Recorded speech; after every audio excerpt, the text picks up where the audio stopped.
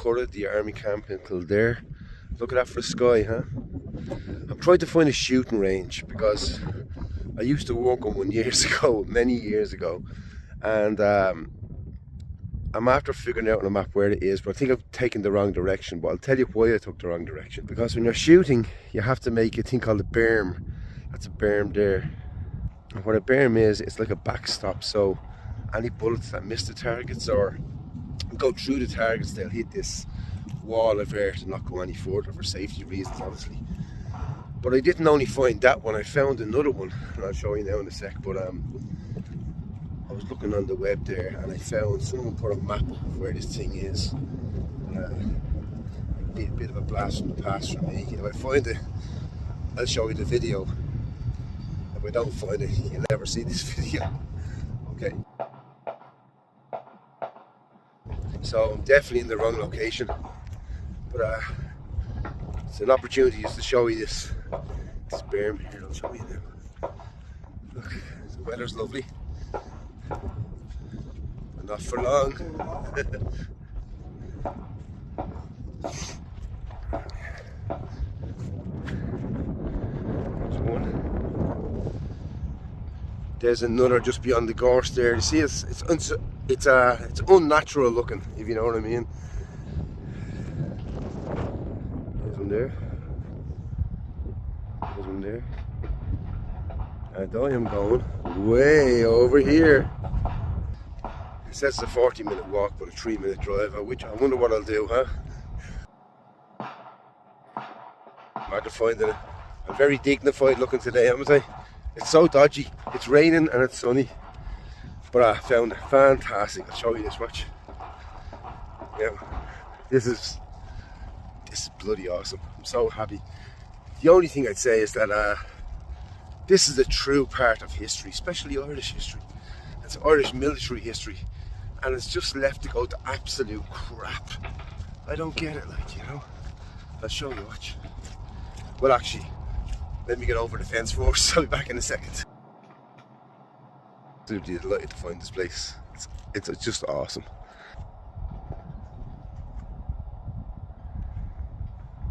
Okay, let's have a nosy, huh?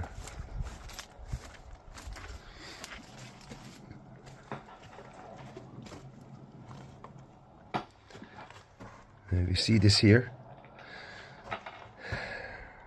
There's like an earth embankment behind this going up in the slope, and this is at the face of it.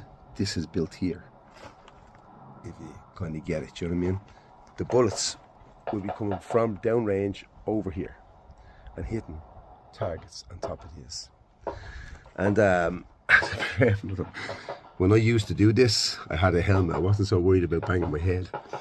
But it's great. I'm getting an enormous rush of nostalgia. It was actually, it was comical. It was like Dad's Army. I don't know if anybody's familiar with Dad's Army. But we would literally be here, right here, on a bench. The command to fire. They'd be firing from downrange. It would actually be in this position. This is the up position. And when you pull the wheels, this would drop down. And it would be here. Sorry, this isn't very good, is it? Let me try this. Okay. It's in the up position now, this part here. The targets would be in there. Bang, bang, bang. It would drop down and then we patch up the targets. And they'd call out your number, 1 to say 25. And then you would raise your target for maybe 4 or 5 seconds. 3 seconds, I can't remember. But the funny thing was, it was a bit mad. For protection, what we had was, we obviously had our steel helmets on.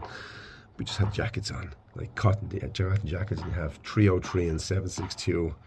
Like proper full metal jacket rounds, and they're bouncing off these frames sometimes and ricocheting, and all you can sitting here and you're going pew, pew, pew, pew.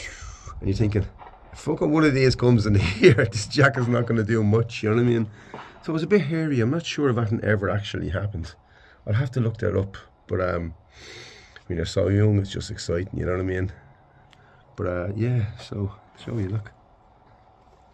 There was 2 people for every mechanism, like I said. And I don't know how many there is, but there's a lot.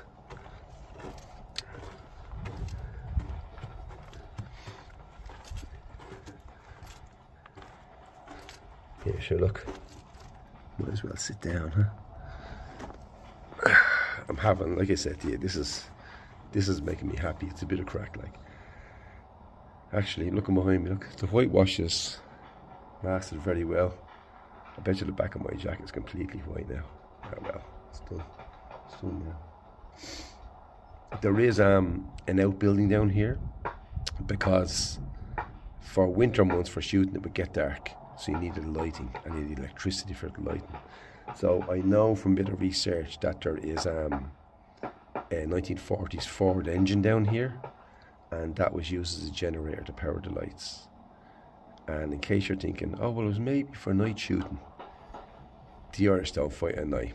We can't see anything. They had no equipment, especially back then. After tea time, that's it, war is over. But well, back then, you know what I mean. I'm gonna rattle this chain over here.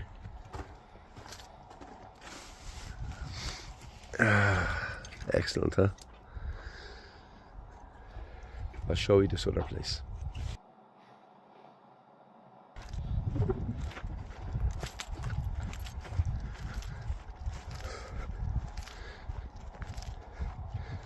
There's obviously a belt, something here, belt driven. Where is this? Look at the ball bearings, look. This is definitely not going to move. Another one there. So a belt, and there was something here. No idea. Yeah, it's good, isn't it? Or maybe I'm just mad. Anyway, just look here now. So I don't know what this is.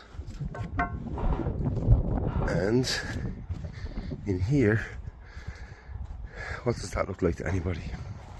There's an axle, and instead of a wheel we have like a pulley wheel. We have a truck engine. I've done a bit of research. I believe it's Ford.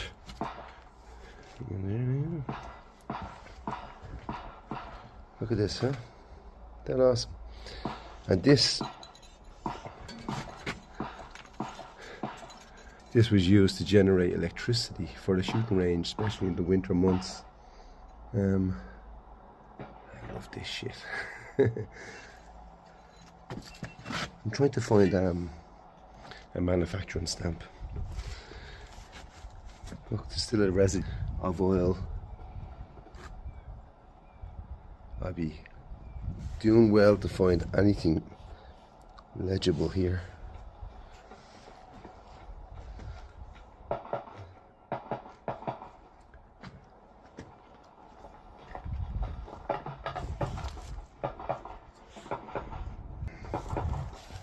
Anyway, let's squeeze through here. Yeah, that's a real blast from the past for me. Geez, a long time ago since I did stuff like that.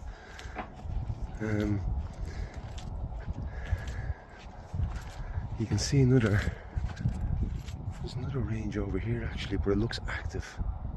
I'll show you, look. There's the berm. Sorry, here. There's the butts. Our one's obviously all smashed up. Anyway, adios amigos, and I will see you next time.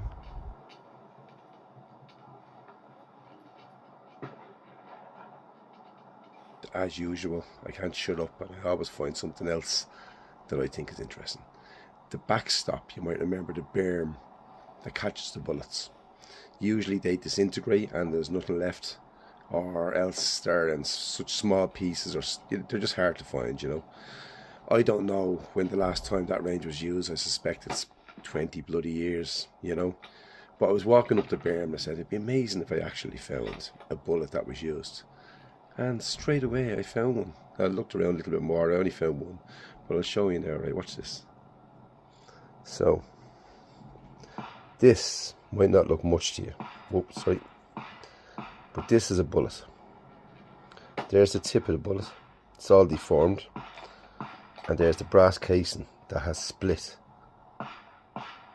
And inside the grey material you can see there, that's the lead. That gives the bullet its weight. So I suppose there you can kind of see it. Now, I actually have beside me a real bullet.